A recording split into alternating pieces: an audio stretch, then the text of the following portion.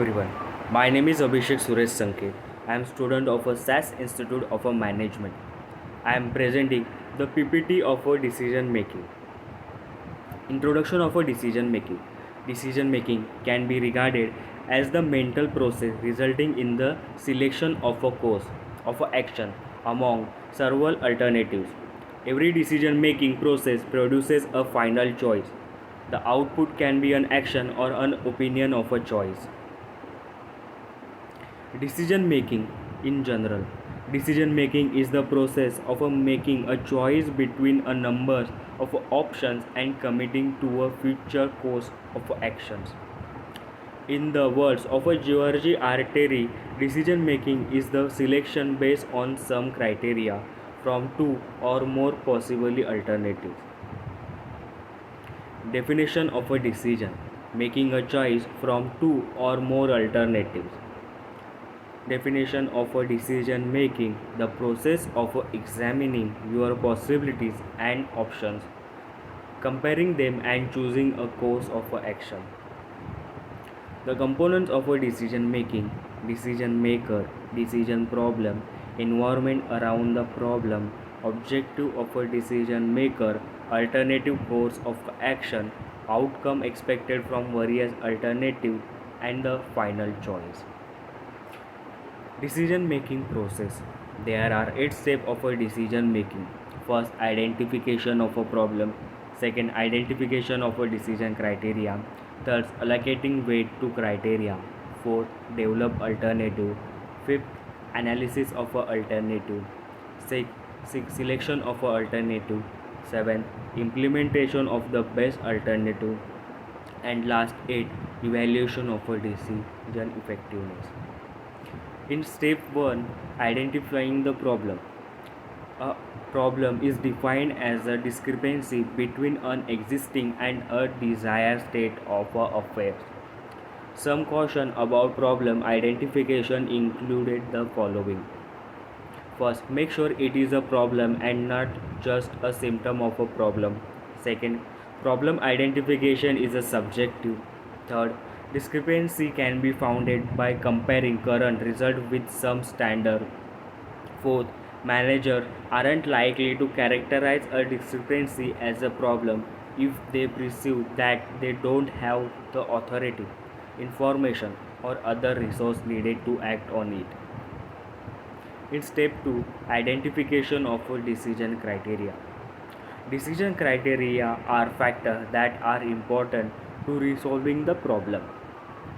The first, cost that will be incurred, that means investment required.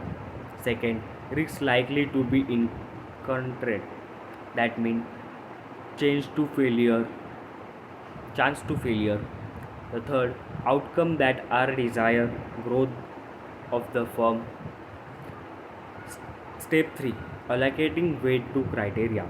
Decision criteria are not of equal importance. Assign a weight to each item, place the item in the correct priority order of their importance in the decision making.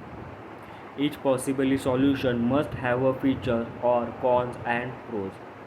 A manager should score the criteria according to the need of the situation. Step 4, develop alternatives.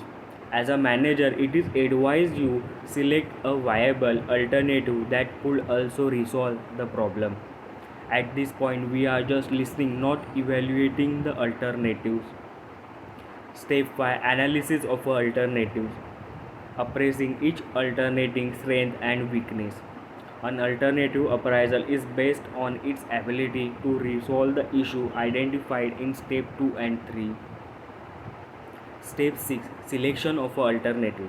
Choosing the best alternative or the one that scored the highest total in step 5. Step 7, implementation of the best alternative. Putting the decision into action by conveying into those affected and getting their commitment to it.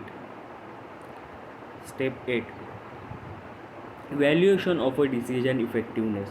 Evaluating the outcome or result of the decision to see if the problem was resolved. If the problem still persists, the manager should reassess the problem and start over again. Decision making style: the directive style, the analytical style, the conceptual style, the behavior style. Directive: the directive decision making style uses quick decision thinking to come to a solution. A directive decision maker has a low tolerance of unclear or ambiguous ideas.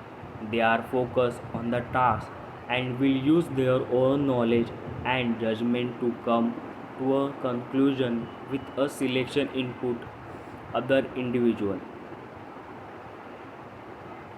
Directive decision maker excel at a verbal communication. The second, analytical. Analytical decision maker carefully analyze data to come up with a solution. They are careful and adaptable thinkers. They will invest time to glean information to form a conclusion. These decision makers are task oriented but have a high tolerance for ambiguity. The third, conceptual. Those who make decisions with a conceptual style are big picture thinkers who are willing to take risks.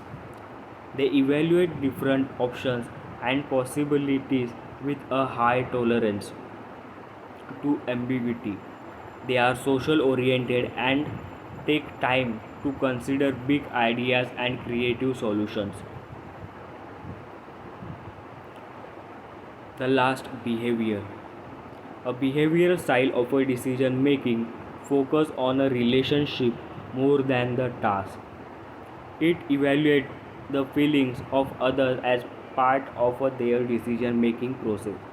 Behavioral decision makers have a low tolerance for ambiguity and a social focus as they evaluate solution. This decision maker rely on information from others to guide what they choose. The PPT is finished. Thank you.